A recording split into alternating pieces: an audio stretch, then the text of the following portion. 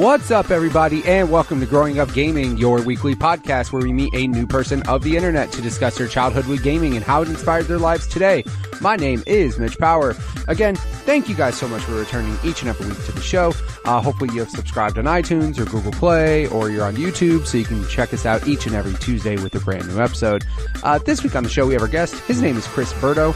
I met this man on Twitter. He has been all over Twitter, just in Sean's posts and Brock's posts and Skinny Matt's posts and, you know, Nintendo Guru. I mean, I've seen him in commenting a lot all over the place, so I asked him to be on the show, share his story, and he was very nice enough to do so. So you can go ahead and check it out there. If you guys want to be on the show just like Chris was, go ahead and send me a tweet at MitchPower1116 on Twitter, or at the podcast Twitter page, which is at GUG Podcast on Twitter. Without further ado, let's get things started with Berto. Do you remember what initially got you started playing games? Was it a family member? Was it a friend? Do you remember what initially got your interest started? I don't. I think I remember playing games on my dad's computer with him. It was like a HP compact Presario something, whatever. He used it for spreadsheets or something. I don't know. But he had for actual work needs, for real for stuff, actual not work games. Right. And he had this game on there. It was like I think it might have been called Kung Fu, and it was just two characters. I think they were they might have been red and blue, or red and orange, or blue and orange, or something like that. And my brother and I would sit there and split the keyboard in half and try to do this Kung Fu game. But I don't remember what necessarily got me in to gaming. I just have memories of early games, and I don't know what came first. Was it that game, or was it? I remember my dad having like a flight stick for whatever version of whatever what you call it, plane sim thing. Yeah, like the flight simulator. Yeah. He had one of those. I think we tried to play racing games, like old NASCAR games. So basically just, driving left for 500 miles. Hit that left arrow key a lot. The whole time. Just wear that fucking key out of your keyboard. And then I remember little arrow. Then I remember vividly there was this game called One Must Fall. It's a PC game. It was robots. It was horrible. Like the animation, I think the game played at like 7 frames a second or something like that. It's ridiculous. But that's one of the earliest games I remember playing on the PC. It's called One Must Fall, or One Must Fall 2077, or maybe that's just Cyberpunk. I'm getting mixed up in my head. Yeah, either way, it just all blends together. It's all blurs. But yeah, that's nothing got me into it. Like my dad's not a gamer per se. Neither one of my parents are. It's just I was born in '85. So, the NES was the new hotness by the time I was born. And I grew up with it, and it just became a hobby and something that I've stuck with ever since. So, I mean, as far as it goes, so at least your parents don't seem like they were against gaming, because obviously there's certain parents that are out there who recognize what gaming can be and recognize like, hey, this is a fun thing for kids to do, or they enjoy it themselves. And then there's some parents out there that are like, video games are the devil, like get out, can't do that shit. But I mean, it's funny because like the PC side of things, I never got into PC stuff just because like, I basically grew up broke. Like we didn't have a computer in the house till like 98 or something, like 99, something like that. But yeah, I mean, it's so funny too, because I like how the computer games, it was like, what's the name of the game? Kung Fu. Okay, what's that about? just two dudes beating the shit out of each other. Okay. Beating the shit out of each other. Yeah, that sounds about right. But yeah, I mean, at least your dad was pretty cool about, get off my computer, I use that for Excel, son. Like, yeah, he was like, yeah, you can play this. Yeah, pretty much, exactly, yeah. Yeah, and then, of course, I grew up, I was born in 86, so I'm the same way, where I'm just like, yeah, the NES was basically the thing. Like, that was the one thing that everyone and their mother had. I equate it to, like, a VCR. Like, even if you didn't like games, everybody had an NES, just to, like, shut kids up who showed up. Like, oh, the adults are here. Oh, there's an NES in that other room. There's a Nintendo. Go play. Go play the Nintendo, which that's then subsequently what everybody called video games for the longest time. Go play the Nintendo. Everything. Everything was a Nintendo. Yeah. I mean, we had the Nintendo, and then I had the original Game Boy, right? The gray brick. Big old gray brick that can kill a person. And then, my parents didn't love me, so they ended up buying me a Sega later on in life instead of a Super Nintendo or a 64 or a GameCube. So my brother and I were forced to be Sega kids, and we didn't know any better, so... my parents didn't love me, so they didn't love us, so they bought us the Sega. But even then, it was, go play the Nintendo. I'm like, it's not even a fucking Nintendo, Mom. It's a Sega. Shit. Dude, kids would get so upset by that, and then parents just because it's wrong. Like, why are you so lame, Mom? Jesus. Get your shit together, Mom. Right? You know what's up. Killing me already. Yeah, I know. Jesus. Like, embarrassing for me and my friends. I have a reputation to hold, and you are fucking that up, Bob. Thanks a lot. No, I mean, the NES, though, yeah, it just became like the main thing in people's homes. I mean, again, let me rephrase that. As a kid, it was the main thing in your house. But I mean, adults, like I said, some parents were cool about it, some parents weren't. But I mean, you said your mom and dad didn't play much, but so they didn't. Did you ever have any brothers or sisters growing up to play games with? Yeah. So I have several siblings, but I lived with just one. My younger brother is 3 years younger than me, and so we grew up playing all kinds of games together. In fact, we might get into it later, but until Warcraft came out, I would list the original Contra, the original, not Super C or Alien War or any of that shit. The original Contra was probably my favorite game ever growing up. And my brother and I would play through Contra regularly. No Konami code. We would just fucking play through the game and beat it on a regular basis. That's dedication. That's like, well, also, if you play it a lot, you start to... We played it a lot, yeah. So you memorize certain things, and I couldn't do it now. Like, I have the NES Classic, and fuck that. I don't... No. Your reaction times suck when you're old. Yeah, but, exactly. What extra time? We have things like mortgages and jobs and shit. We would play... We'd play... I mean... Mario, fucking Excitebike, Paperboy, I think Dick Tracy, one of the Batman games. I mean, we just played whatever. And I don't remember playing a lot of multiplayer games, but we would play, we'd pass the controller type of shit. I mean, that was also, too, though, kind of like, there wasn't real multiplayer games that much. You know what I mean? There was like your side-scroller co-ops, there was fighting games, sports games. That was the big thing. Yeah, I mean, there wasn't, like, back in the day, your multiplayer was more single-player taking turns. Yeah, I mean, even Mario Brothers is, it's two players, but you sit and wait, and then you try to be Luigi now and not suck. Yeah, I love the fact that game's multiplayer, and the multiplayer side of it is watch me play. Now watch you play. That's like you just keeping track of separate lives, I guess. Like pretty much, yeah. Whatever, and then you could see how the other person did in the level, so you can see where to suck and where to not suck, and then you're like, all right, cool. So in Mario, it was. Especially if you were both coming into it like not really know, like when it's new, right? When Mario Brothers is new to you and you're doing the 2-player thing, first player has to see the level for the first time, right? And second player's like, oh, this is where you fucked up at. All right, don't do that. Because now I know what's coming. I know to jump fast here. Yeah, exactly. Yeah. So Luigi, even though like nobody wanted to be Luigi, at least if you're a second player, you could see where you suck. So there was almost kind of a benefit to being shitty Luigi. I wonder how Nintendo would think if he was just known as Shitty Luigi. Like, nobody wants to be Luigi. Get the fuck out of here. Mario's the star. Everybody knows that. But Shitty Luigi. Right. Oh, well. Shitty Luigi. But it's funny now because then, like, again, Luigi has his own... Dude, people fucking freak out over every Nintendo character now, though. Like... Waluigi's not in Smash. What the fuck, man? Like he is totally going to be. Oh, I don't want to get into it. He's going to be in Smash, and anybody who thinks he isn't is just stupid. He's going to be in Smash. I think at this point they are fucking with it. I really do. I don't think Nintendo is that smart, honestly, but I think they're smart enough to fuck with people. They've teased everybody and their mother. All of these new characters. Wario is in the game. Waluigi's in Mario Tennis. He's going to be. Yeah. Everybody calm the fuck down. Yeah, he's going to be. He's going to be in Smash. All right, calm your tits. Or Nintendo will really just say, we don't give a shit what you guys say and just not do it. They could. Or they're going to make us pay for his ass. Yeah, I was going to say, like, hey, let's get the internet in an uproar. Let's create memes that Waluigi's not in here. And then $2.99 later, he will be in there. Good job. There you go. Ding, look. Yeah, exactly. Yeah.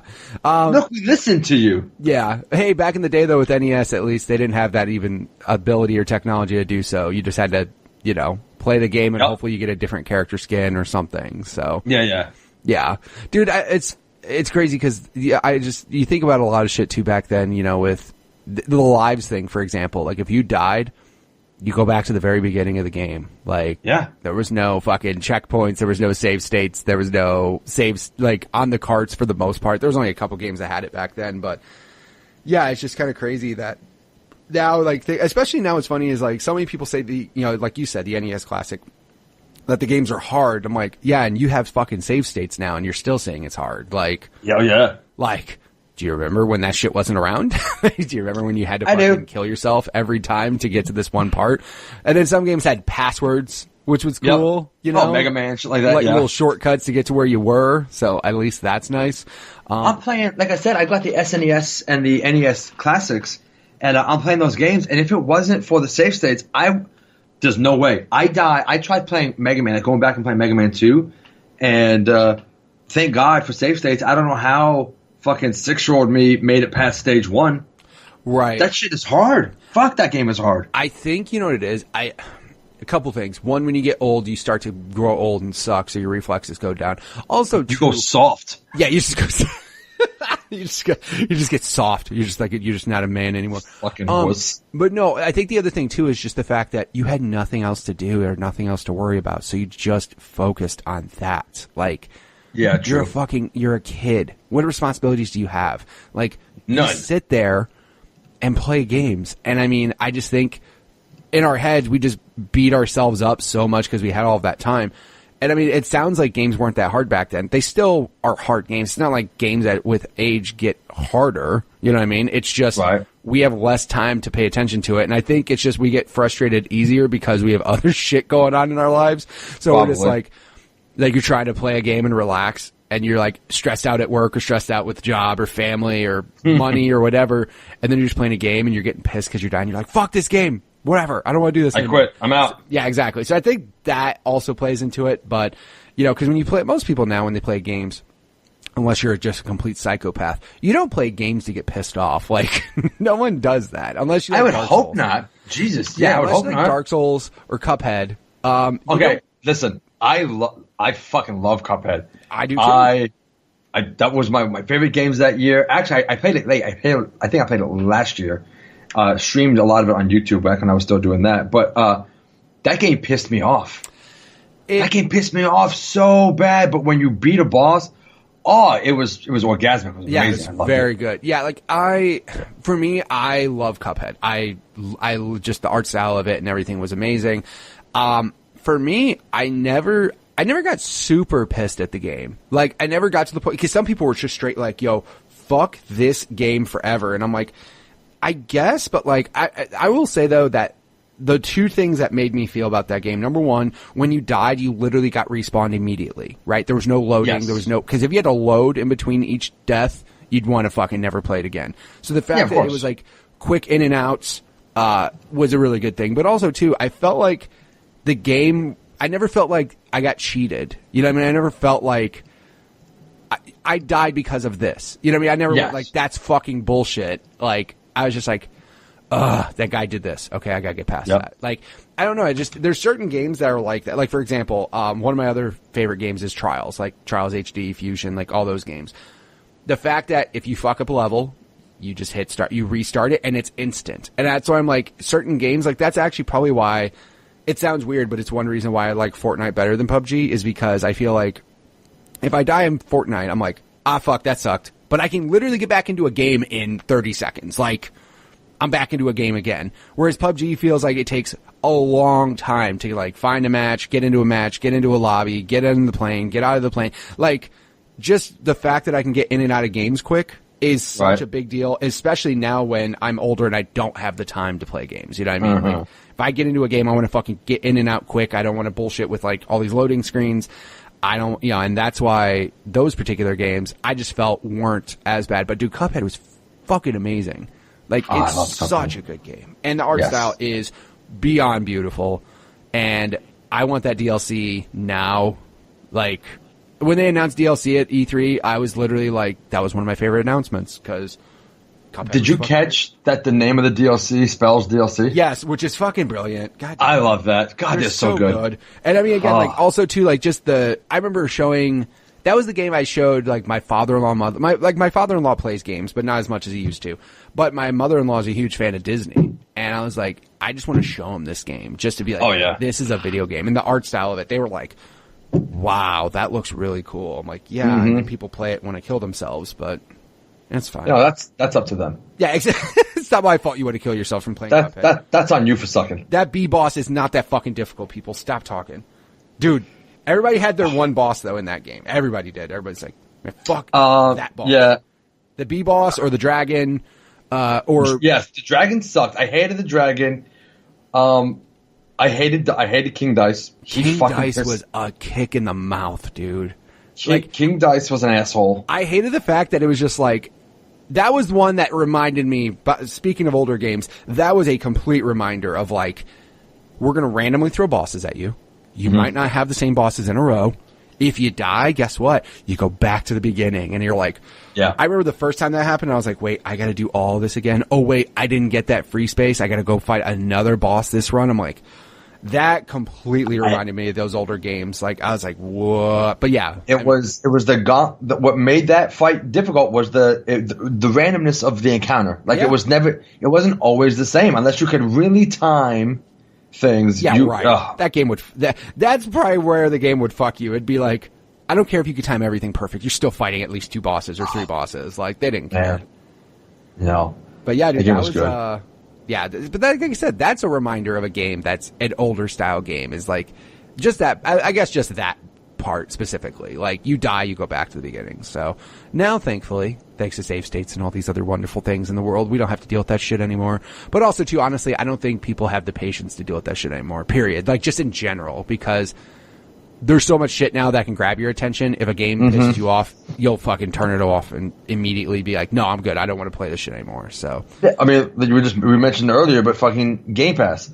If that game was free on, it's not, but if that game was free on Game Pass and it pissed you off, all right, well, I'm done. I didn't pay for this anyway, so fuck, I'm moving on to something that doesn't make me want to kill myself. Yeah, exactly. And that's, it's really, in a way, sad, because, I mean, like, now there's, like you said, there's just so much to do. Like, a game to catch your attention now is really hard, and developers are trying to find the key to unlock, like, how do I keep a person's attention? So, I mean, back in the day, it was online. Like, if you had online in general, you were keeping people's attention rather than a single-player game, and then everybody started putting online their games.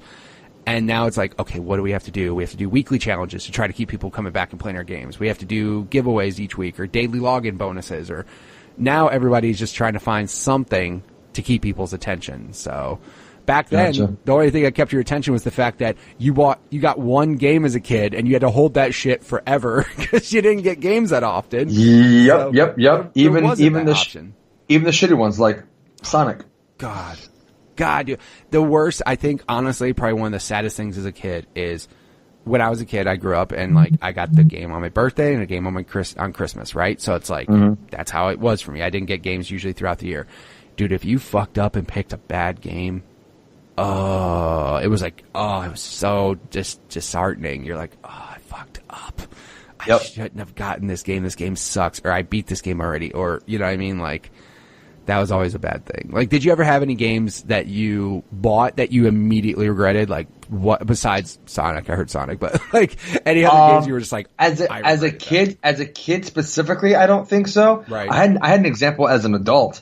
A couple of years ago, I mentioned before we started recording, I watch wrestling because I have that kind of time, and I was super excited for one of the whatever WWE game came out that year. I think it was 2K16. Sounds familiar. Okay. And I had just gotten I hadn't had a console in a little while. I just got the console and I was super excited.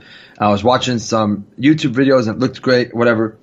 And I get home, put the game in. My wife's got at the time we just had the one. Actually, I don't know if my daughter was born at that time yet, the oldest. But she was off doing her own thing. She let me have the game room to myself. And I'm playing it. Like 30, 40 minutes go by, and I leave the office, and she goes, what's wrong? I'm like, it fucking sucks. And she goes, what? I'm like, it fucking sucks. It's so bad. Oh, she felt so bad for me. I was so fucking mad, dude. Yeah, I was so mad. That happens. I think the last time it happened for me was Evolve. Like, That into Evolve. Yeah, for Evolve, because I was so hyped on the people that made Left 4 Dead. I was like, well, obviously you guys know how to make a fucking game, because Left 4 Dead 1 and 2 are awesome. Yeah. And I was like, all right, 1v4, that's not bad. Let's see how this is. And then literally I bought the game digitally, which I was I was like, let's risk it for the biscuit. Let's go. Bought it digitally, and it was terrible. Like, just, you had to have teamwork in order to play it. Everybody wanted to be like their one particular role. Nobody wanted to play different roles. Everybody wanted to be the monster. If they weren't the monster, they'd fucking quit. And when it first came out, it was a nightmare, like just buggy mess and shit. And I was just like really bummed. I was like, fuck, man. Like, I bought that, and it's just not what I was hoping for. And I was really sad. Thankfully, Microsoft back in the day, they were like, you can basically refund one digital game, and I fucking called them immediately. I was wow. Can you please? I told them initially, I'm like, the game is just a nightmare. It's a buggy mess. It doesn't work half the time. Can I please get a refund? And they didn't even question it. They were just like, sure, you can get one refund or whatever. And I was like, so thankful that they refunded that for me. I was like, oh. But yeah, dude, that was the one game the last game I bought that I straight just was bummed. I was just like, man, I don't know if, I think it was just a mix of like overhyped plus all the shit that was wrong with it that just made it exponentially worse. And I was just like, and again, I think I was the only friend that bought it, like, you know, of my core friends and shit. So like, nobody was gonna be playing it with me. So I was playing with a bunch of random people that didn't even have microphones because they were all in their own parties. I'm like, I don't think you could do games like that as easily now, because back in like when all the online and Xbox and all that first started, when everybody had a headset and everybody wasn't in a private party talking to their buddies, it was a lot better. But yeah, you can't do that shit now, man. Like, it just wasn't good. If somebody's not in a party talking in a game, they're fucking weird. Like, what do you mean you're in the game lobby? What are you talking in the game lobby for? Like, you don't have friends to talk to, like, elsewhere? So that's kind of how gaming is now. But, you know, back then we didn't even have online. The only social aspect was you're going to your buddy's house and do that. So I'm trying to remember. I don't, depending, I guess my use case for being online and talking to people is different because I'm always online, but I'm always streaming specifically. Right. So I think that changes it a little bit for me. Because if I'm talking to people in chat, then I don't want to talk to the person on like in party, because then it gets confusing to have two conversations. So I don't fuck with online chat that much. No, that's understandable. I mean, as far as it goes, I get to basically, with something like this, I mostly just talk to my buddies. Like, if I'm playing online, for the most part, I'm playing with my friends. Like, I'm not just playing with randoms. And if I'm playing with randoms, I'd rather listen. Like, example, Fortnite. I have a blast playing with my friends. But if my friends aren't online and I want to get a quick game in or whatever, I'll honestly just listen to podcasts while I'm playing. Like, that's a game I just fuck around in. I'm not, like, so competitive that I'm like, I need to have a Turtle Beach headset and hear I'm like, fuck off, whatever. Like, I'm just playing games. I'm just, like, I don't need, like, now when I'm playing with my buddies and we're being serious, that's different, you know? But, like, if I'm just playing by myself in a game most of the time, if it's like a multiplayer game like that, or it was before that, it was like Rocket League or whatever, I literally just have podcasts on, just listening to that, doing shit. Like, I'm not as serious. Unless me and my buddies are playing, then I get, like, super serious. I'm like, nope, gotta pay attention. Should I not tell you that I have 3 different Turtle Beach headsets? No, I'm not. I have a Turtle Beach headset as well. Like, I'm not shitting on them. I'm just saying, when I play games by myself online, like multiplayer against other people online, I don't give a fuck to talk to anybody. I'm just like, I'll just listen to my shows and shit, listen to all the podcasts, you know, all the wonderful podcasts like the Xbox Drive with Sean Capri. Oh. It's a great podcast. I'm having coffee right now thinking about it. Follow them on Twitter. Go subscribe. Oh, man, fantastic. Luke Lore and Sean Capri do an amazing job. They do such a great job. Follow them both on Twitter, at Sean Capri. No, but no, I have a Turtle Beach headset, and what's funny is for my one Christmas gift, because my wife usually doesn't buy me gaming shit, because I tend to buy it myself first, and I know how to get it the cheapest and find the best deal, and usually when it comes to video games, she doesn't buy me them. She's like, I'm not fucking buying you this. This is stupid.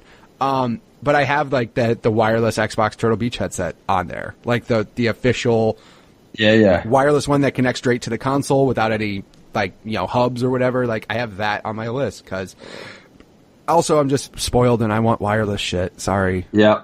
Well, see, I'm the same way, and I told my wife that I'm lazy on top of that, and I'd rather spend money on convenience than have to do anything. Yep. So I have 3 headsets. I have one headset that the USB thing is plugged into my PlayStation, another one where it's for my Xbox, and a third one for my PC. And of course, I don't use voice chat on the Switch because why would you? I have no need for that one. Why would you? You mean how do you? How do you? Correct. Yes. Exactly. How do headsets work on the Switch? I don't think that they do. Nintendo hasn't figured it out yet. Maybe they will. Stupid shit. But no, I mean, I'm not, like I said, as far as it goes lately, like when it comes to the online stuff, I'm less on the competitive side. Unless, like I said, I'm playing with my buddies. Like me and my buddies are squatted up in Fortnite. It is fucking serious. I'm like Turtle Beach on. Hearing shit, but no, if I'm playing if I'm playing Fortnite or Rocket League just by myself, just bullshitting real fast, like, the only thing is, with story-based games, you can't, like, you have to fucking pay attention. Like, yes. If I'm playing Tomb Raider, I can't listen to a podcast and play Tomb Raider. Like, sorry. Like, that shit doesn't work. You gotta kind of pay attention to the story, or you're gonna just miss shit. Or unless the story sucks. That's how I felt about, Shadow of War. I don't give a shit about Lord of the Rings. I don't like it. I never have. Shadow of War, however, the gameplay is so damn good. I literally would just play it, and then when the story came up, I'd skip the cutscene. I'm like, I don't... Oh, what the fuck? I'm like, dude, I don't give a shit about Lord of the Rings or that mythology. Nothing. So when they're all talking about this shit, I'm like, I really don't care. Just get me back to that gameplay. What did you play the game for? Because the gameplay was amazing in that game. It's so good. Like, when they added all the actual, like, castles you had to siege and shit, that shit is awesome. It's such a good game. I don't understand. Dude, you don't need to know that story. Fuck that story, man. Just go play that game. That game was great. The same, like, I'm not saying the same thing, but like Batman, as far as gameplay, Batman on alone, without the story, stands so well because it's such a good gameplay that the story enhances it. But for me, Shadow of War, just because I don't like Lord of the Rings, and I don't like elves and dragons and orcs and all this bullshit, I literally was like, I don't care. Fucking skip past it. I'll just keep playing the game. That's all I wanted to do was just keep playing that gameplay loop because it was really fun. Or some games are like that, and the story is so bad that you're like, what is even going on? Like Metal Gear 5. Dude, I'm sorry. You don't understand it. You could tell me you've played that game, and you could tell me you paid attention to the cutscenes, and you could tell me all this shit. I don't believe you for a second, because no one understands those games. Except for the first one. First, like, couple Metal Gears make some sense, but by the time you get to 5, it's a fucking nightmare, and I tried to pay attention. I was like, what am I watching? Like, what is going on? Man. However, that gameplay, fucking top notch. So good. It's so good. Game. But the story, I don't care. Everybody's complaining about that game was the story. Like, we don't know what's going on with the story. Like, the story is kind of all over the place. But that game I can't do it. If it any game that builds itself on its story, whether it's good or not, Destiny. I don't play Destiny anymore. I played it and then I fell off quick, fucking fast in a hurry. But I played it and I watched every fucking cutscene. I didn't say a fucking word. I listened to everything because I don't know how to not do that. Sure. I don't know how people do it. I don't know how you can play a game and not listen. People clearly do it. I cannot. Oh, I did it through all of Shadow of War. I was like, I'm good. Oh my god. Skip. I'm good. Skip. I'm getting it. I gave it a shot and I'm just like, I'm not saying it's a bad story. It's probably a good story, but also like Lord of the Rings, I'm sure it's an incredible, deep detail. Whatever. It's not for me. Don't give a fuck. Yeah, I seriously didn't care one bit. I was just like, wow. Please give me this gameplay because this. You don't like it. You don't like it. I'm not crapping on that game in general. I just personally don't care about Lord of the Rings at all. And that was the big thing for me. Like, speaking of Destiny, I bought Destiny. That was just annoying. I just like, it was vanilla Destiny 1. I was like, after a little bit of time with it, I'm like, I don't want to keep doing this. So I traded that in and bought Shadow of Mordor. And again, I was in the same boat. I was like, I really don't even like Lord of the Rings. I don't know why I'm buying this, but I heard the game's good. And the gameplay was so friggin' good. And I'm like, this is great. And then when Shadow of War got announced, I was like, yes, more of that. Absolutely. But then, when the story came, I was like, that's fine. And the funny thing is, back in the day, story, quote unquote, you kind of had to have an imagination to make your story up. Like, some of them weren't as detailed, but also technology wise, they couldn't really give you such a detailed story, you know, like, they didn't have voiceovers, they didn't have motion capture, you just kind of had to use your imagination, especially when you got the awesome box art that had nothing to do with the game. Gotcha. That was always fun too. Like, you ever see some of those Mega Man box arts? Yeah. They're like insanity on a cover, and then you play the game, you're like, I don't think any of they this don't make any sense. Yeah, like none of this makes sense, like, at all. No. But yeah, I mean, did you have, like, obviously I think it's when started, like, getting, I would say NES didn't really have much of the multiplayer stuff or much of the story. And then I think, of course, there were games on NES that had story, people. Like, I understand that. But also, it wasn't as big of a focal point as some. You know what I mean? Now, story is such a big deal in games. Like, it is really a big deal. But also, now technology allows it to be. So, you know, back then, it's not like you had many options to be able to tell an awesome story. Unless you were into RPGs, which, because I had a Genesis, I didn't play shit. Like, I didn't play any RPGs, so... but you were saying that your parents didn't love you. No, they did not. Sega. Did you ever get an NES or an SNES like later on or anything? Or? I've never owned. So the only Nintendo consoles I've owned, like I have physically owned them. I own the original NES. Right. Various handhelds, right? So various iterations of the Game Boy. I own a bunch of those. And then I didn't own another Nintendo console until the Wii, which I only had for about 6. And then I got rid of it. I had it for about 6 months. That's all you needed the Wii for. Nothing really spoke to me. Sold that, skipped the Wii U completely, and then now I have my Switch. I would say, I mean, good decision on the Wii U, because you're basically, the Switch is like best of the Wii U plus new shit. I'm playing all the greatest hits anyways, right? Yeah, so. Dude, by the way, good job, Nintendo. That was the fucking easiest decision in the world. What were our best Wii U games? Can we put it back on Switch? Yeah, you can, and you'll fucking sell 10 million copies of them, so. Pretty much, there you go. Good for you guys. But no, I mean, so that kind of tells me some history then. So, like, you had Genesis. I think that's where I was going to say, because like, with Genesis, even though story-wise, like, it didn't have RPGs. Like, it did, but not the ones that people give a shit about to remember. You know what I mean? That's the only thing that sucks, because I didn't even really play any RPGs until PlayStation, because that was obviously just an RPG machine. Like, that thing pumped them out every fucking week. But, yeah, I mean, with Genesis, I will say, though, Genesis is where I started getting more into, like, the actual multiplayer stuff, where you're actually playing with more than one person at a time. Like you mentioned, the fighting games. I remember NBA Jam, just fucking everybody playing that game. Did you? Dude, NBA Jam was so good. NBA Jam was fantastic. He's on fire! It's just jumping from half court, doing flips and shit all the way to the hoop. I tried to play the remake that came out a couple of years ago, Master or whatever. Garbage! Fucking garbage. Holy shit, that game is bad. Dude, some of these games now, like, that's what's sad, is some games now are trying to get onto people's nostalgia, like, hey, do you remember this? Do you remember this game? Remember when you loved it 20 years ago? And then you play it and it's just like, no, it's not the same. Like, or it's a bad remake. You know what I mean? Like, they just don't. Yeah. Dude, that Tony Hawk Pro Skater HD was not good. It just wasn't. No, I have so many fond memories of Tony Hawk Pro Skater, Pro Skater 2. Mm-hmm. Oh, so that game, like other games, pissed me off. My cousin and I would play all the time. He'd come over and we would just try to outscore each other, right? Yeah. As you do, that's kind of the whole point of the game. Of course. And I would do this incredibly long, complicated combo and, chain together tricks with fucking grinds and whatever the fucking nose, whatever that shit. Everything right. Whatever manual, and then I would like try to get cocky and do one last like kickflip and then fucking chuck it and lose like 100,000 points. I'm like, motherfucker! I would just fucking yell like I was adolescent, so what, 10, 11, like that, and just fucking lose my shit. I love Tony Hawk, man. Yeah. It's so funny because you go from like, I lose my shit. God, I love that. Lose my shit. I love it. Yeah, it's good. Again, though, those are the best kind. It's like the best kind of angry. Yeah, when you're just like, and again, that's how it is for me with like, not as bad, but with like Trials HD. Because I try to perfect each level. Like, I see my friends like time and I'm like, I want to beat that time.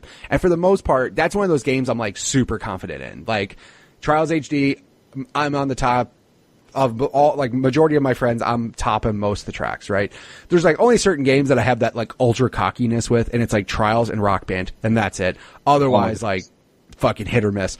But, Yeah, I mean, like, you try those types of games. And I mean, back in the day, I'm trying to think of games that were like that. I mean, it was more or less just competitive one-on-one against somebody. But I mean, yeah, Tony Hawk, I stopped playing video games because of Tony Hawk, because I actually got into skateboarding rather than video games. So I actually stopped playing video games for like all of high school. I was like, hey, video games aren't as fun as skateboarding is. So that's what I did there instead. I've never taken a break from playing video games. That's what I was going to say. That was one of my questions. If you ever did you ever stop playing games because of sports or for another hobby or for girls or anything, or did you just keep going?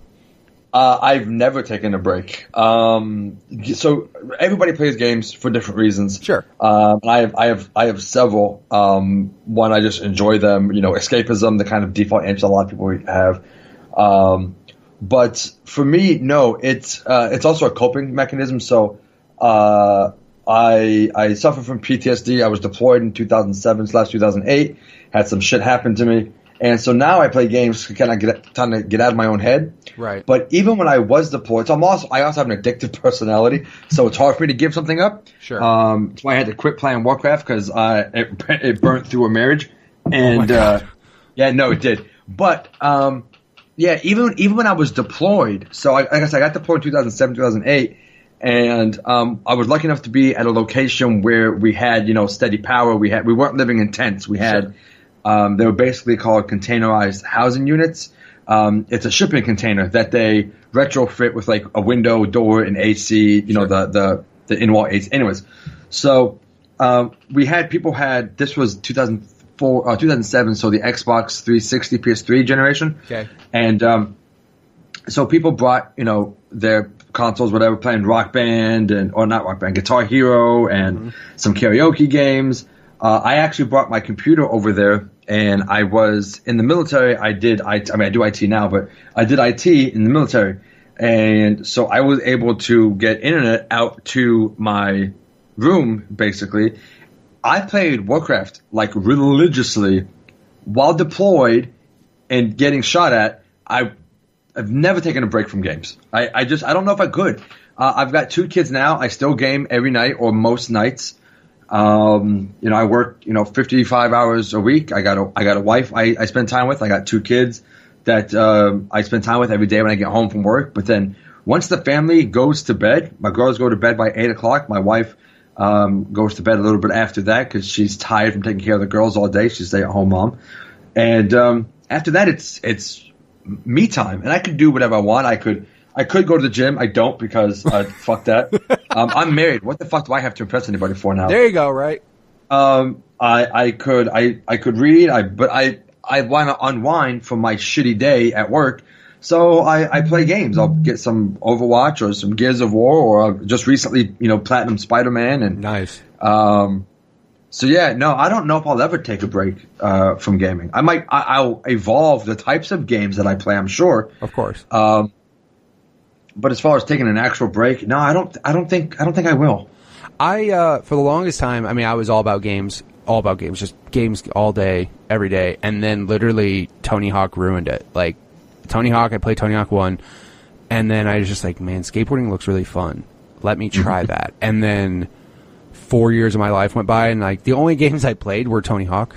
Like I didn't play any other like video games really. I didn't really give a shit because like as soon as school was over, I was playing Tony Hawk, or I was skateboarding. Like as soon as school was over, I'd skateboard until I had to go to bed, and then I'd go to school, and then again I would repeat that cycle over and over. Weekends were just skateboarding with my buddies, and that for the longest time, like it was probably about 4.5 years, I didn't really care about the consoles that were coming out. Like my buddies were like, I just got a PS2, and I'm like, that's cool. I just want to play Tony Hawk on it. That's it. Like I didn't own a PS2. I didn't own any of those things. Like I just didn't give a shit.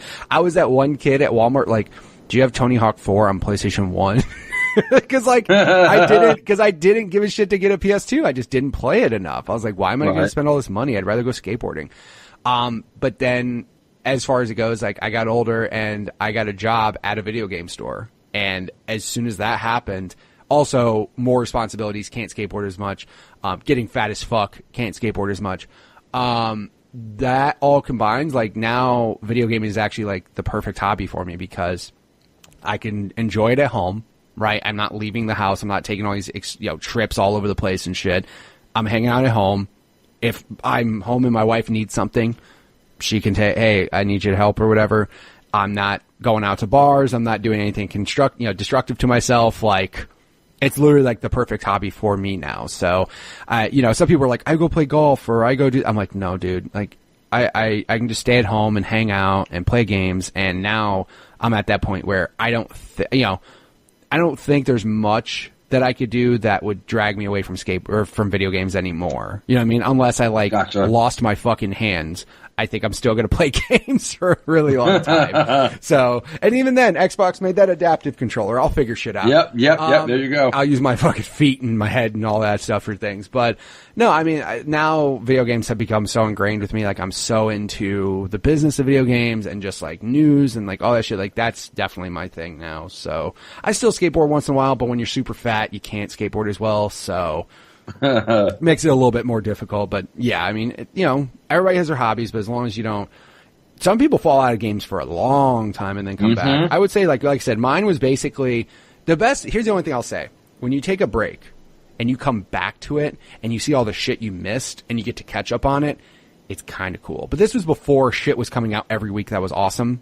Like, oh my God, the end of the year right now, it's insane. I can't keep up. Right. I mean, now for me, it was like, when I came back, PS2, Xbox, and GameCube were in full swing. And I was like, dude, I missed a lot of shit. And I of course, working at the game store, I got all the consoles and just went crazy. I was like, what games do I need for GameCube? And there was like 5 to 10 games already for me. And I was like, instead of like that issue where your new console comes out and you buy it and there's like 2 games and you have to wait 6 months for another 2 games. Like, no, I got the systems and I was like, dude, there's so much shit I can play. Like, there's a lot of shit I can play. And that's basically what happened. But ever since then, it's a nightmare now. I can't imagine that happening to somebody now, like, especially if you get into games as much. Like, oh, by the way, you're going to buy an Xbox One now or a PS4 now? Cool. Here's 10 games you need to buy, and in the next 2 weeks, another game's going to come out, and in another 3 weeks after that, another amazing game's going to come out. Like, trying to catch up now would be really bad, unless you just didn't give a shit about the new stuff and just caught up on old stuff first, but that probably wouldn't be very good. Right. So it'd be kind of crazy. So obviously your history, though, you told me you didn't even have a Nintendo console up until the Wii, which it had like 4 good games. It did. It had 4 good games. I think that, yeah, like 4. So then you went PlayStation, right? Please tell me you didn't go Saturn. No. So we had, all right. So after the Nintendo, we got the Sega. Right. I played a lot of fucking Road Rash and yes! A lot of fucking Road Rash, some Batman games. Batman Returns on Genesis was pretty cool. All the Sonic games, because what else are you going to fucking do? Sonic Pinball, lots of fun. Awesome game. Great game. And then a lot of fighting games. So that's when I picked up the fighting game thing.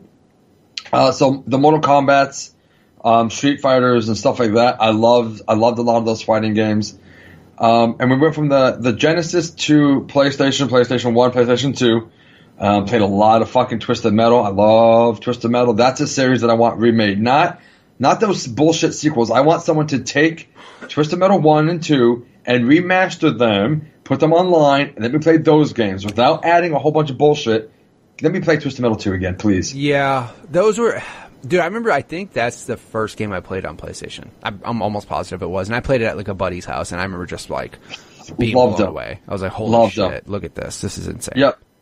PlayStation turned into my RPG factory, as it did for a lot of people. I was going to say, that's absolutely most... Yeah. I mean, unless you're a cool kid and you played, Chrono Trigger before everybody else did, whatever. Fuck off. I still have not played Chrono Trigger. And neither have I. It's okay. It's good. It'll always be good. I'll play it when I have. Here's the thing. I own it. Yeah, I mean, now you do. NES Classic. Yeah, you own it. Yeah, but I still have not touched it. My buddy at work keeps yelling at me to play it. But also, you got other shit to play, dude. Like, there's so much new stuff. I don't have time to go back to play the old shit. Yeah, especially because I stream so much. It's like, it's hard. The problem is now is that I would say let's just say even 3 or 4 years ago, there was a slow point in gaming. Like, it used to be right after Christmas. Well, and also, like, right after Christmas, up, like, from, like, January until March used to be that time. And then summer, like, basically from, like, June until August was just dead. Like, no one wanted to come out with shit, period. now I literally feel like there is no downtime. Like, there isn't. January to March this year is insane. There's so much shit coming out. And then from March to June gets a little hectic. June to August is still like your somewhat slow down. The problem is there's usually a really good game that comes out that actually can hold your attention all summer. And then of course, September through December is just chaos. I think every week, or at least every other week between now and the end of the year, there's a major game that I want to play. Yeah. And because I have an actual job and a family, there's no way I can't play them all to completion. And I don't like starting a game without finishing. Unless I actively don't like the game. Right. Like, Spider-Man came out and then Tomb Raider came out. I haven't touched Tomb Raider because, like, I wanted to finish Spider-Man. I didn't want to stop playing one game and start another one.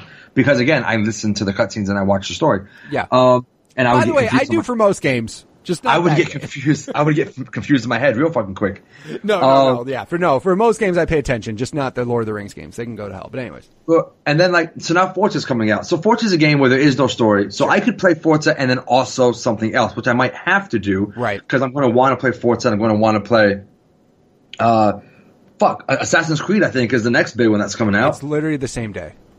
Oh, well then there you go. Fuck me. See. 2 big games on the same day. One I have to pay for, one I don't. Right. And it's just there's too much, man. There's so many games. What a fucking first world problem to have. Yeah, exactly. Yeah, God, we're so privileged. We can just have all these video games. Oh my God, I don't know what game to play today because I have all of them. Right. No, I'm in the same boat with you though, and I've mentioned it before where like I've gotten to the point though where I can be very selective and I can wait because here's my theory: a good game is still going to be good 6 months from now. Like. It's not like the game gets worse as I don't play it. I just don't get to be part of the conversation. So I actually had the opposite thing of you where I bought Tomb Raider over Spider-Man, not because I don't like Spider-Man. It's because Best Buy had a $10 certificate if you bought Tomb Raider and not Spider-Man. So I bought Tomb Raider. Do I regret it? Gotcha. Absolutely not. Tomb Raider's fucking awesome. Like, it's really good, right? And my theory is I'll have that. And then 2 weeks later, Assassin's Creed comes out. And I mean, again, I'm very selective with the games I buy because I can't play everything. Why would I spend $60 to take up shelf space? You know what I mean? Exactly. I'd rather wait. And by the time, like, for example, I'm sure Spider-Man will be on a Black Friday deal. And I can pick it up for $30 or $35 instead of $60 and be perfectly happy, and it's still a good game. Where things get real fucked up is when Red Dead comes out.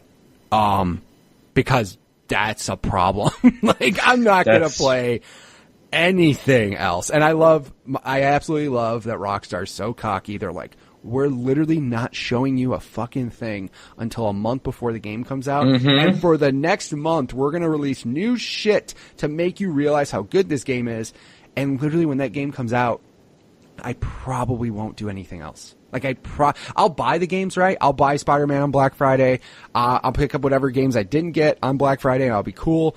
But I'm in that mode now where I'm trying to not grind through games, but I'm almost in that point where I'm like, I need to get through Assassin's Creed. I need to get through Tomb Raider in this next week because Assassin's Creed comes out Friday. And I'm like, exactly. You gotta plow through. You gotta rush through these games. And you don't want to because the games are good. But I'm also to a point where, like, now if I beat a game, I don't, unless it's like the greatest game ever, I don't care to 100% it. I'm like, I beat the game. It's good. I'm fine. I'm fine. I'm like that with most games. So I've made an exception for the last several PlayStation exclusives. Yeah. I've made it a point to go out and platinum because they've been fantastic games. So I platinumed Spider-Man, platinum God of War, platinum Horizon, platinumed Uncharted 4, right. And the DLC. They're really good exclusives. Ratchet and Clank. You know what I mean? Yeah. Fuck Bloodborne. Bloodborne, I literally could not stand it. I was like, no. Again, it's because we don't have that time to be pissed off to play games. We try to have fun. We don't want to deal with that. Exactly. Yeah. But then, like, equally good games on Xbox, I just don't fuck with the achievement system. Yeah. I guess it's because I'm vested in the PlayStation ecosystem more so than I am on the Xbox. Sure. We'll see how that goes next generation. But there's something about the Platinum Trophy where it's a singular achievable thing that you can see. Versus, I have 1,000 gamer score, but if I just look at my account on Xbox, I can't see that I've 100%ed a game. 14 games. Yeah, that's the one. I will say that's the one thing. Like, recently, Xbox started doing like rare achievements, so it makes a different noise, but there's no indication of how many rare achievements you have. You know what I mean? Right, exactly. Also, too, rare achievements don't really mean shit if people didn't really play the game that much, you know? Because, like, example, Overcooked 2. Such a good game. Me and my wife play it, and we beat the shit out of that game, and we love that game. But there's a lot of achievements that'll pop up that are rare, and I'm like, it's only rare because people didn't play this game long enough to get to this point. Like, it's not like it's hard to do. It's just you play the game enough, and you'll get the achievement. But yeah, like, I wish, same thing. I like, if there was some sort of like master achievement or like something to like finite, like I have completed this game the way PlayStation does. That is because platinuming a game is like a thing. You know what I mean? Like that is and there's, you know, a number of them that you can see. This is the number of platinums I have. So this tells you how many of these I've completed to 100%. I'm in the same boat. I wish Xbox had something like that. They tried with the rare achievements and it makes a different noise but it's no indication. You know what I mean? I'm just like, yep. I get where you're coming from there, but again, for me, I'm more 100%ing the game just if the game's good. Like, if the game's really good, I'll do it, but also time, you know, take into effect. Like example, Tomb Raider. I would love to go through Tomb Raider and probably get 100% of the game, right? Because there's all these little things that you can go back once you get new upgraded. It's not, I'm not going to say like Metroidvania style, but like, obviously you get this thing in the game, you can go back and do this tomb you couldn't in the earlier things, right? But also, like, Assassin's Creed's going to come out. Like, yep. I'm good. I'm just going to, you know, I did that with, actually the biggest example, and I was so bummed out, was Far Cry 5. Far Cry 5 was great. That story was great. The characters were awesome. Gameplay was good. Everything was awesome. I bought the season pass. Every DLC sucked. See, I never played. I have not touched DLC was trash. It had barely anything to do with the main story, which was so good. And it was basically like all these little side things that happened. And I literally got so pissed at the DLC. I played the first two and they were such trash. I traded in the game before the third one came out. I was like, I don't even care anymore. Like, I'm good. I don't need this game anymore. And then the third one came out and it wasn't that great either. So I was like, all right, cool. I guess I won there. But didn't win when Horizon did that shit. Because Horizon was like, no DLC planned or whatever. And then they announced it at E3. Like, we have an expansion. You have to have the game. And I actually rebought Horizon, that complete edition, because of that. But no, I mean, yeah, like back in the day, you had all this time to play games. So you wanted games that were 100 hours. And that was like, that's the big thing for me, is there's that shift of like having all the time in the world to play games. So you want a game to last you forever, or not enough time to play games and you want a game to last you 15 hours, 20 hours and be done with it. But I want games to be between like 8 and 15 hours, I think now, so I can experience them all. Like, the value of $1 is what it is. It's fine. But my time is worth more. 100%. So, like, I'm playing Dragon Quest 8. What's wrong with you? On the DS. Ugh. Because it's old and I'm thoroughly enjoying it. But it's a game where it's really grindy, but I can just fold up the DS and put it down. Exactly. And the portable side of things makes it a lot easier. And so I really want to play Dragon Quest 11. It looks amazing, but that's a 100-hour investment I just simply don't have. But they just announced that it's coming to the Switch, right, and that makes it more appealing. I just have to see what it looks like. If they completely strip it down and it looks like garbage, then I won't fuck with it. Because part of the allure for me to play that game is the visuals. Right. I just think it looks amazing. I love the art style that they went with that game. Right. But yeah, there's a $100 game or $100-hour game that I don't have time to play. I want to play these other games, and I'm not going to get stuck playing a game that I can't, as I mentioned before, that I can't finish. Yeah. Give me a 20-hour nice, neat story. Spider-Man was the perfect length. Even the Platinum, it was the perfect length game. Perfect. And I don't need any more than that. Right. Yeah. I mean, like I said, back in the day, like, it's funny because it was even around like PS2 era. Like, you wanted games to be 100 hours long and stuff. Like, you wanted games to be so long, and it's just crazy because now, like, again, I think it's just because people still are like that. You know what I mean? People still, it just depends on your responsibilities, I guess. Like, you know, people still want a game that's hundreds of hours long that they can play, and then some people want a game that's a nice, quick, compact game that they don't have to worry about that. But yeah, I mean, with me, I'm in that same boat with you where I just don't have time to play games. So if a game's 8 to 10 hours long, I'm cool with that. Yep. But then again, you know, there's people like my son who wants to play Fallout, and he could play Fallout for 200 hours and be fine with it. And I'm like, I can't do that. Like, I need some quick games and stuff. But it's funny because like I said, I remember back in the day, if a game wasn't like 60 hours, especially on the PlayStation, like RPGs, it was gauged at how long it was based off how many discs were in the game, you know, like, this game's 3 discs long. No, this game's 4 discs long. Like, that was a big deal. But, yeah, I mean, like I said, there's still people out there, like, when people mention Persona 5, I'm like, you go to howlongtobeat.com and it says the main story is 90-something hours. And I'm like, no, that sounds awful to me. That sounds just so terrible.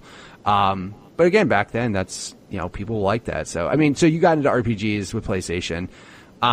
So you kind of just went down the PlayStation road then? That's kind of where you just kept going?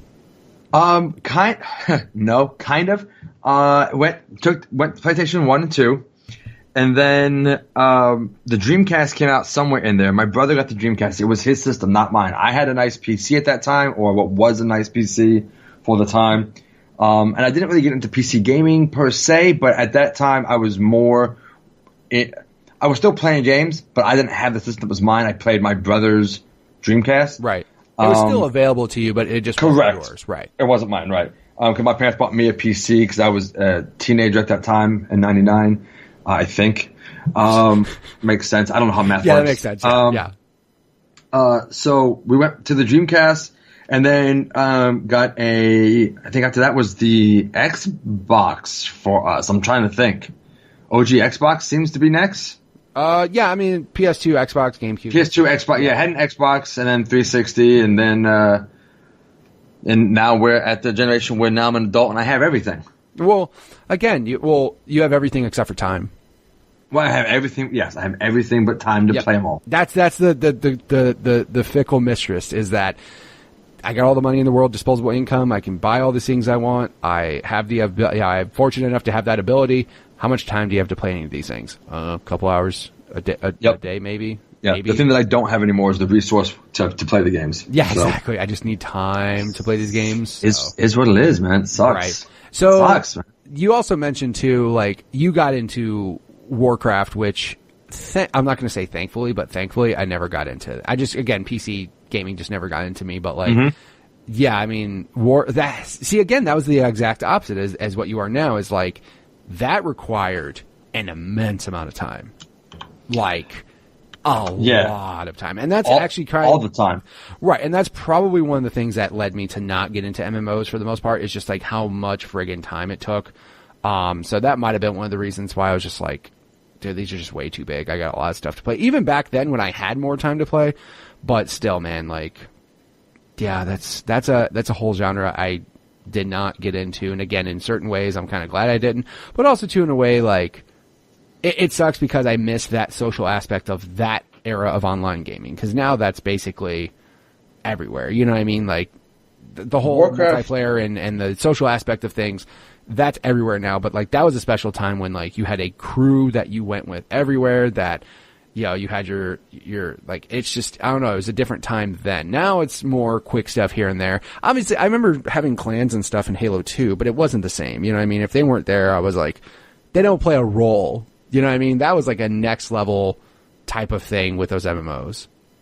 Yeah, Warcraft is a game that I played because. So when Warcraft came out, I was in Germany at the time. I was stationed in Germany, and I had some of my army buddies, but nobody I knew from back home. And so Warcraft was a game for me that I could play with everybody that I knew from back home. That when it first came out, everybody was playing it. I mean, 15 million fucking people or whatever the count was. Everybody was playing that game. Everybody in my circle, anyway, was playing that game. So for me, Warcraft was a way to connect with people back home, and then also I made a whole bunch of friends online. I went to Canada to hang out. This was many years later, but I ended up going to Canada to meet up with some buddies that I had met playing Warcraft. That was a big game for me. God, I miss it. And I can't play it anymore. I'm addictive. I think it's insane that you were playing that while deployed, like being able. Well, also too, like with your job, like your role in the military was kind of helpful to that, but yes, that's insane that you were playing it like as often while still deployed. Because I mean, that's another level of commitment when you're in the military and stuff. Like that's, that's so structured and all that stuff. But also too, like I said, your job was kind of conducive to it. You were just like, yeah, I can just do this whenever. It's commitment slash the addictive nature of video games, which is why I don't play anymore. I would forget to feed my kids if I was still playing Warcraft. It's what a drug. Yeah, I mean, with Warcraft, I mean, and those MMOs in general, like, that's the big thing, that it requires more time, and it just requires you to have, not just grind, but, like, level up, and then if you have a crew, like, being there on the times they're on, and like I said, I think the closest I ever came to that was Halo 2, because, like, Halo 2, when it came out, for basically an entire year, I played every day online. Christmas, birthdays, anniversaries, I played every single day. And I could not get enough of it. And it was sad because, like, it was like 10 maps, but they were amazing, and it was Halo, and it was online, and all this shit, like, was all new with, like, the party system and the clans and proximity chat. Like, it was just all so good for an entire year. That's all I did. But then, like I said, I never felt like the need of, like, I need to keep playing, because, like I said, in MMOs and stuff like that, you have, like, that role that you play, and that's the thing. It's like you literally are living, like, a second life in there. And with Halo, I'm just a fucking guy shooting guns. Like, I'm nobody special. They can find another guy who shoots guns in the clan if they want to play. But, yeah, I mean, that's just like, and now it's funny because it's not like role playing now, but, like, games like Overwatch, like, I'm the healer. I'm the heavy. Like, now you still have roles in other games that you play now, but I just don't feel they're near the commitment level. Because, dude, you could play Overwatch and be a healer and not have to play all the time. Yeah. Like, you can just pick that and be like, this is what I do, yay, and just fly around. Pretty much. Heal people if you want to do that. But, so obviously, you had mentioned, like, you never took a break from gaming. So, obviously, the good thing is you met a woman who plays games. Yes. Very much into gaming as well as you are, so good job there. That's always nice to have a partner who is very much into the same things you are, not against the same things. She actually likes playing Warcraft. She's mad at me because I deleted it from the computer. Dude, you can't piss your wife off, dude. You can't be doing that. Not on purpose. I didn't mean to. You were just like, babe, I just can't go back. I can't go back. I gotta get rid of it. I can't go back. It was an accident. I didn't want to get rid of it, and then you secretly are like, yes, I did. Oh, I did. Gone forever. Yeah. But no, I mean, it's always good though to actually have a partner. So did you actually meet your wife playing games or like gaming related or anything, or did you just happen to find a woman who's like, I actually like to play games as well? Wife and I met online through a dating site, actually, and the gaming portion of it didn't come into play until we had been dating for a little while. What a coincidence. She would come over. I was streaming to Twitch at the time, which I don't do anymore, but she would actually come over and just hang out with me while I would stream games. Mm-hmm. And then, through dating, learned what games she grew up playing. I mean, she was a gamer growing up. Her favorite game series is Spyro, the original Spyro game. So she is super stoked for the remake or remaster, whatever you want to call it, next month. I think it's next month, maybe it's November. But I guess technically next month is November. It's the last day, whatever. So she loves playing games. And again, so she's a stay-at-home mom, but we have two little girls, so she doesn't really have time to play. So she plays, on weekends when I take care of the girls, or if the girls are actually playing and not killing each other, then she'll try to play. She plays Paladins. She loves Paladins, actually. And then Spyro and whatever. We have a PlayStation 1, like the original PlayStation 1, right. And we have a couple of games for that to play. And she plays Warcraft and shit like that. So I got real lucky that not only does she play games, but she encourages me to play games, which I love. So I mean, she knows it makes you happy and stuff. So I mean, that's always a good thing. I mean, like I said, as long as you have a partner who recognizes, if you have things that make you happy, because like some people, like I said, are out there and their wife doesn't like them playing or whatever, which, again, everybody has their own opinion, right? I'm not shitting on people's girlfriends or wives or whatever. What's funny is my wife is responsible for me getting back into games because her brother owned his own video game store, and he started working at Game Crazy, which is where I got my job. When I told you how I got that job at the video game store, it was his, he was the manager at the store and needed somebody. So I actually got a job at the video game store because of my wife, and if she wants to complain about video games, she can blame herself because she got me into video games again by getting me that job. Gotcha. But no, she actually plays game. It's funny too because like she's like, I used to play Diablo all the time, and I'm like, really? She goes, yeah. And then now like we play games not all the time, but like she won't really play too many games by herself. But for example, like Diablo, lately the couch co-op stuff has literally been some of the more fun times we've had, like Overcooked, Death Squared, Diablo. It's funny, but like the Lego games are just small, like not difficult, not pissing off people, couch co-op games that are still really fun, especially if it's a series you like. If you're into the franchise before the Lego, like with her, I was like, there's a Lego Pirates of the Caribbean game.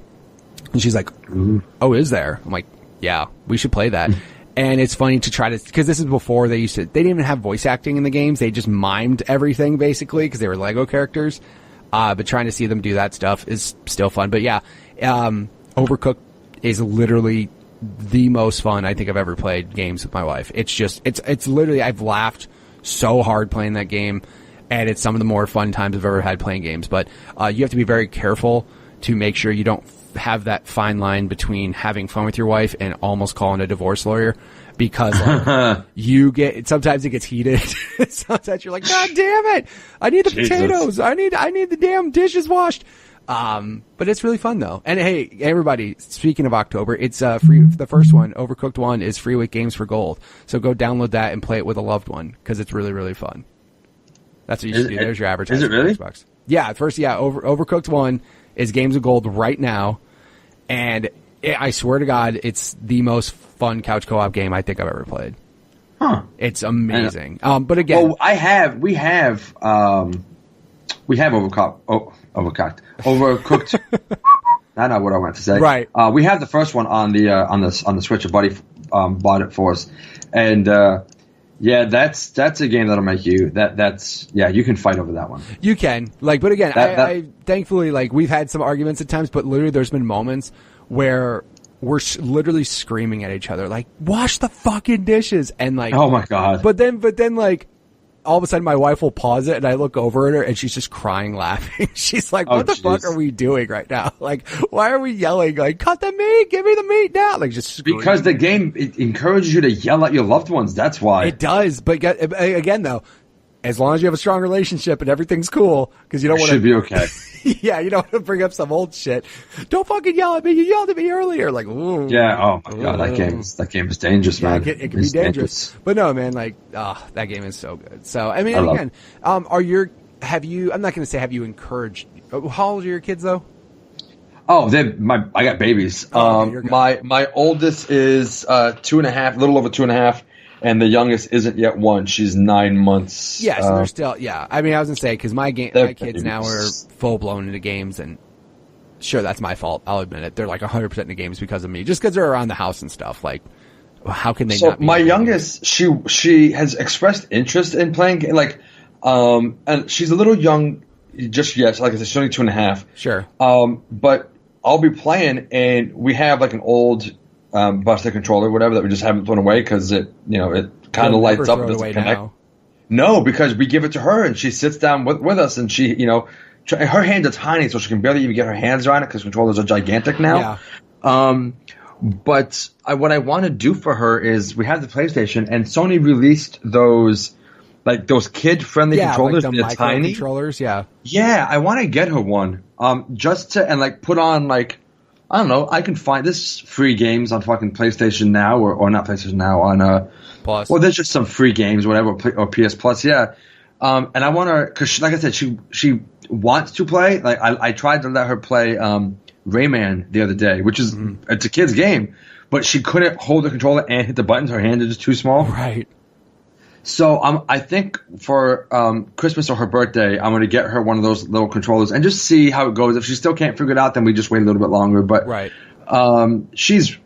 If she wants to, we will 100% encourage her to play games. If she doesn't, we're not going to force them on her, obviously. But if she shows any kind of interest in playing games, I can't wait. Are you kidding me? So I can't wait. I have 4 kids, and I will tell you, them being around them, she's going to be into them.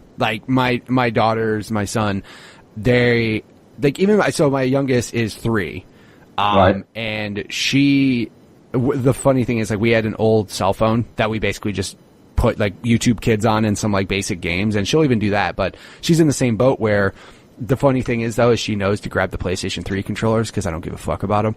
I'm like, Addie, you know which controllers are yours. So she tries to like get my Xbox controllers. I'm like, no, you know which ones you got to grab. So she grabs the PS3 controllers, but the same thing. She'll just sit there and goof around and play. I'm trying to think. I think it was probably like 5 or 6 is when my son started getting into them, which it started actually with Minecraft on a tablet. That's exactly how it started. I can't get into. Yeah, fuck that game. I get the appeal, but I'm not creative, so I don't. No, exactly. I totally get it. I understand why it is as big as it is, or was as big as it was. How you want to phrase that word? But it is so now. I play games because I want to get lost in a story, and there isn't one. Don't make me build the game. Build the game for me and tell me what to do, please. Exactly. That's all I ask. Right there with you, same thing. But my son started out with like tablet, touchscreen Minecraft, and then eventually he's like, oh, Minecraft's on the 360. He started playing that, and then he's like, oh, these Lego games are fun. And now he's full blown. He's into games. I don't even know what the fuck they are. Like, he's like, Dad, I want to get Subnautica. And I'm like, I don't even know what that is. Like, what is that? And I'm like, all right. And then he's like, I want to get, I think it's cool because now he's going to be 13. And he's going to be 13 like November, and he's basically into his own games now, which is amazing. Like, I'm so happy to see that. The only problem is he needs to figure out, hey, you need to put the goddamn games down and do your homework so you don't get grounded from them. That's the only thing. He's got to find that fine line between having fun and doing his schoolwork so he doesn't get grounded for a month like he has been. Dude, he hasn't had his Xbox in a month. He's fucking dying. He's like, when is it October 1st? I just want my Xbox back so badly. Oh, shit. Dude, yeah, I swear to God, I'm not kidding you. Of course I'm a tech nerd. So like, I have all the, I have Alexa throughout my whole house because I'm a fucking dork. Right. And I just got a reminder on my Alexa. Today is the last day I don't play games. And it was from his room. He set a reminder to himself through the Alexa that today's the last day he will not have his Xbox. And I thought it was the cutest thing in the world. I just saw that alert come through and I'm like, oh my God, that's hilarious. But yeah, he's like jazzed about Fallout 76. He can't fucking wait for it. He cannot wait for it. I can. Fuck that game. It's bigger than Fallout 3. No, thank you. Or Fallout 4. When they said this game is 4 times bigger than Fallout 4, I immediately went, no, no, I don't need that shit. Fallout 4 was huge. Oh, man. Like, no thank you. At all. No. Like, that doesn't seem appealing to me at all. But anyways. But yeah, I mean, your kids will definitely get into it. Again, it depends on how well they get into it. My daughter is into it, though. Like, my daughter, again, plays Roblox. I don't know what the fuck that is. I just know that a lot of kids play it. She's also into Fortnite, which I think is great. She's into games, but my 3-year-old even has like, on that phone I was talking about, she has like just kid puzzle games and stuff. One thing I'll tell you, it's funny as hell. If your kid's into Paw Patrol, there's a Paw Patrol video game coming out for the new consoles this year. Are you serious? I swear to God. And I saw it on Reddit. Somebody was just like, Paw Patrol on the mission or something for Xbox this summer or this fall. And I'm like, you gotta be fucking joking me, right? Oh, Jesus. But I swear to God, I'll probably get that for my 3-year-old, and somehow she'll learn how to play games real fast. She'll be like, yeah, let's play that. My oldest just got into Peppa Pig, and I don't know of any Peppa Pig games just yet, so I'm going to stay that way. Hey, DS though, 3DS, look into that, because there's actually like, back in the day when they had early childhood games as a rating, I'm like, what the fuck are those for? Early childhood? That's weird. And then now, as a parent, I started buying early childhood games, so. Huh. That's how. Yeah, I don't. There's like, this is back in the day, there's like Bubble Guppy games and stuff, and now everybody's listening to the podcast. It's like, shut the fuck up about kid games.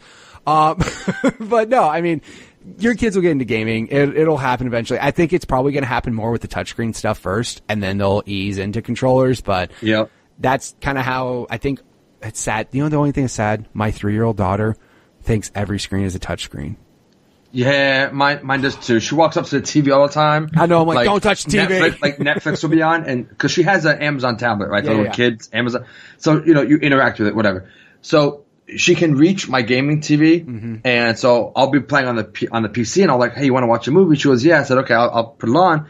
I said, tell Daddy what you want to watch, and she goes and starts poking at the buttons on Netflix, so she thinks she's going to start the fucking movie, and I'm like, no. She goes, Daddy, your TV's broke. I'm like, no, it's not. You're just dumb and don't know that it doesn't work that way. You're just a dumb kid. You don't realize everything's on a touch screen. Just stupid. I love you, but you're just dumb. Please do not touch my $2,000 4K TV, please. Thank you very much. So it's okay. Maybe the next generation of humans, everything will be a touchscreen. Probably. I hope not, though. That's scary. So, well, if people wanted to check out all the cool things you do, because you do quite a bit of streaming, where would they check you out at? There's a couple of places. You can catch me on Twitter at Berto, CB3RTO. Or I stream all the time, most days of the week on Mixer, mixer.com/thebeardedbatman. That's a long story. But yeah, that's mostly it. I'm also on Instagram, same thing as the Twitter, cberto, CB3RTO. And that's kind of it. I don't fuck with Snapchat, and I'm not on Facebook. Don't follow me there. We're too old for Snapchat. I'm too old for that. I'm too old for Twitter and Instagram too. But because I stream, I need social media presence. So what are you gonna do? No, you're not too old for Twitter. I mean, there's older people on Twitter.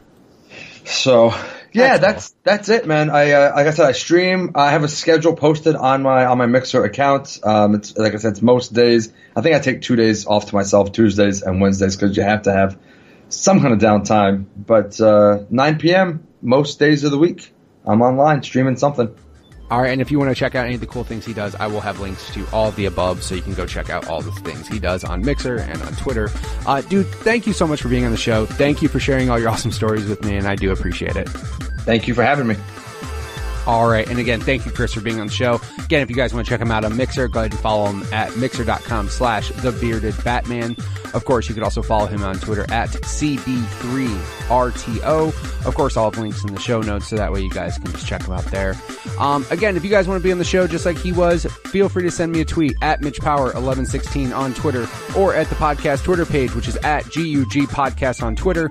We also have a YouTube channel, which is basically just the show on there, so you guys can feel free to check it out there in case you guys don't want to download through your podcast service.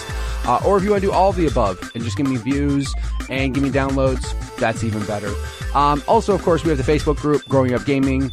Just search that up in there. And, of course, the website, gugpodcast.com. Thank you guys so much for returning each and every week to the show. Feel free to leave me a review on iTunes.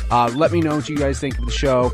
And just make sure you hit the subscribe button so that way you can get those new episodes each and every Tuesday. So, again, thank you guys very much. I appreciate it. And I'll catch you guys next week with another new episode. See ya.